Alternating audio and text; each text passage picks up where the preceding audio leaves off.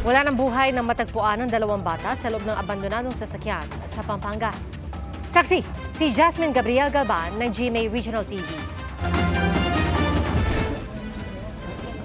Sa loob ng sirang kotseng yan, natagpuan ang dalawang bata sa barangay San Matias sa Santo Tomas, Pampanga.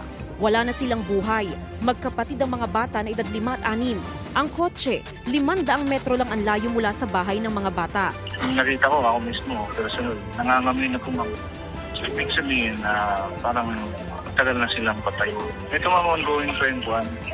Ongoing pa yung soko natin na nagpaprocessing ng crime scene.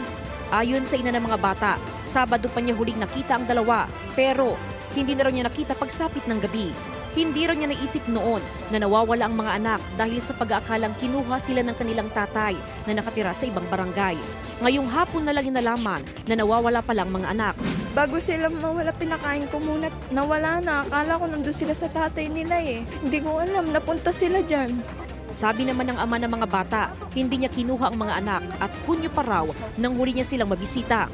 Hindi rin daw niya kukunin ang mga anak nang hindi nagpapaalam. Patuloy ang investigasyon ng pulisya sa kung paano napunta ang magkapatid sa kotse. Pero sa ngayon, Initial call naman namin walang kitang-kitang foul play. para sa GMA Integrated News, ako si Jasmine Gabriel Galban ng GMA Regional TV, ang inyong saksi.